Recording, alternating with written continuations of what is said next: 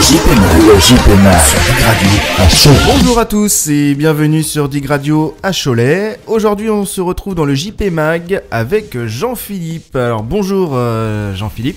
Bonjour. Alors peux-tu nous expliquer ce que tu fais ici ? Alors qu'est-ce que je fais ici ? Dig Radio m'a contacté en fait pour pouvoir animer un petit podcast régulier pour parler des jeux vidéo dans son ensemble et de tout ce qui tourne autour du niveau du geek. D'accord. Et peux-tu nous parler justement de tes futurs podcasts ? Alors les futurs podcasts, on a déjà décidé de quelques idées, des sujets assez intéressants comme le rétro, l'import, les jeux indépendants, tout ce qui tourne un petit peu autour aussi. J'ai des amis qui sont des spécialistes dans leur domaine, comme sur le domaine du Warhammer, du jeu de société, des maquettes, du Gundam. Donc soit j'interviendrai directement ou soit je ferai venir des gens qui maîtrisent leur sujet. D'accord. Et peux-tu te présenter ?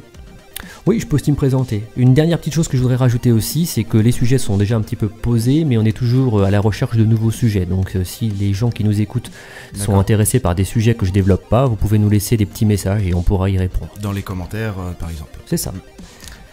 Présentation personnelle, du coup donc moi je suis vraiment donc dans le milieu du jeu vidéo. J'ai commencé tout petit sur un Amstrad CPC 664, un truc un peu bâtard que personne n'a eu. Il y avait le 464 à cassette, le 6128 à disquette, moi j'étais entre les deux. Donc j'ai commencé avec un peu d'ordinateur. Et ensuite en CM1, CM2, je jouais à Phantasy Star sur Master System, un petit RPG un peu à la Final Fantasy, mais qui était en anglais. Donc à l'époque on avait des petits icônes rouges anglais-français, et il fallait qu'on traduise les jeux, donc ça m'a permis d'être pas trop mauvais en anglais. Et puis ensuite j'ai continué sur de la 8 bits, j'ai joué beaucoup à la Master System, pas mal à la NES. Après je suis passé donc aux 16 bits, on a beaucoup joué à la Super Nintendo et à la Mega Drive. Et puis ensuite est venue l'époque de la PlayStation 1. Donc là c'était un peu la révolution. Et c'est là que j'ai commencé à ouvrir mon magasin. En fait j'ai travaillé de 96 à 98 comme vendeur. J'allais aider un copain qui avait le magasin de jeux vidéo Dynamic Game à Chaland. Donc j'allais l'aider comme vendeur pour les week-ends ou pendant les vacances scolaires. Et puis ensuite ils ont décidé de proposer d'ouvrir des nouveaux magasins.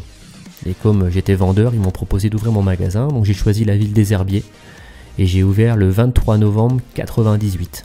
Voilà, pour vous donner un peu un ordre d'idée au niveau jeu, j'ai ouvert à l'époque pour la sortie de Zelda Ocarina of Time sur Nintendo 64. D'accord. Voilà, donc ça date un petit peu. Donc à l'époque, j'ai vendu les premières années, donc beaucoup de 64, beaucoup de PlayStation 1 évidemment, c'était les débuts. C'était vraiment une super époque, c'était le début. Donc les premiers jeux de Play 1, les classiques, les Tomb Raider, les choses comme ça. C'était une époque où on faisait aussi beaucoup d'imports. Les consoles, les jeux, il y avait des grosses différences à l'époque. Les jeux sortaient 1 an avant au Japon, 6 mois après aux États-Unis et en fait 1 an après en France. Donc à l'époque, on avait l'habitude de faire venir les jeux d'autres pays. Les gens venaient au magasin 1 an avant voir le jeu en japonais, ils revenaient de nous les acheter des fois en américain 6 mois après. Les gens revenaient encore après nous les prendre. Des fois on vendait le même jeu 3 fois en fait. Donc c'était rigolo. Et puis donc c'était les débuts. Donc c'est un petit peu aussi l'occasion, si vous voulez, on peut faire une première chronique un petit peu sur le rétro gaming. Oui, justement oui, tu nous parles un peu de rétro gaming. Peux-tu nous en parler plus en détail ? Ouais. Donc c'est quelque chose que vous avez sûrement pu voir qui se développe beaucoup. Donc il y a différentes typologies de rétro gaming. Beaucoup de gens le font surtout par nostalgie, pour retrouver les jeux qu'ils ont fait étant petits. Et on a remarqué que dernièrement, on avait même différentes typologies, donc différentes tranches d'âge de rétro gaming. On a donc les gens plutôt dans mes âges, entre 30 et 40 ans, qui collectionnent plutôt donc 8 bits, 16 bits, donc la NES, la Super NES, les choses comme ça. Et puis après, depuis 2 ans, on a une nouvelle clientèle qui émerge, des gens qui ont plutôt 25 ans. Et cette clientèle qui a 25 ans fait aussi du rétro gaming à son niveau, mais donc sur des consoles qui sont plus récentes mais qui sont de leur jeunesse.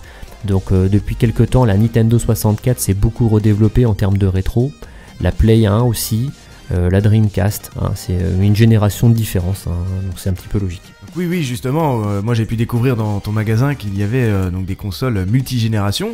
Ouais. Oui c'est ça en fait, on fait toutes les consoles, on n'a jamais arrêté en fait, depuis 98 j'ai gardé toutes les consoles en fait.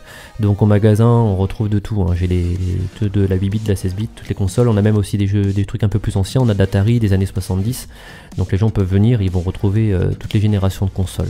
Donc, Et tu fais de la réparation, il me semble aussi. Ouais, et aussi, donc du coup on vend toutes les vieilles consoles, on a les jeux des vieilles consoles et on les répare. On a un vendeur en fait qui fait un peu de réparation aussi au magasin, donc on répare les pannes courantes sur les vieilles consoles, les broches quand les consoles trouvent plus les cartouches, les piles de sauvegarde sur les jeux Game Boy. Donc on fait aussi tout ce qui est, voilà, on assiste les consoles aussi dans leur durée de vie. Et puis du coup toutes ces consoles, il y a vraiment une demande pour le rétro. Donc on a créé aussi même un deuxième Facebook. On a un Facebook classique pour le magasin qui s'appelle Dynamite Game Les Herbiers. Et on a fait aussi un second Facebook dédié au rétro gaming qui s'appelle Dynamite Game Rétro et Promo. D'accord. Et en fait, parce qu'on a une clientèle qui vient de loin pour ça. La clientèle locale fait les deux. Mais on a aussi des gens qui viennent d'assez loin, qui viennent du coup de Angers ou voire même de plus loin, qui font 1h30 de route. Et ces gens-là sont intéressés principalement par le rétro. Donc on leur a dédié un Facebook exprès, où ils sont pas parasités par le reste, ils ne retrouvent que le rétro. Moi. Et ces gens-là peuvent-ils être intéressés par les futures consoles ou c'est uniquement du rétro gaming?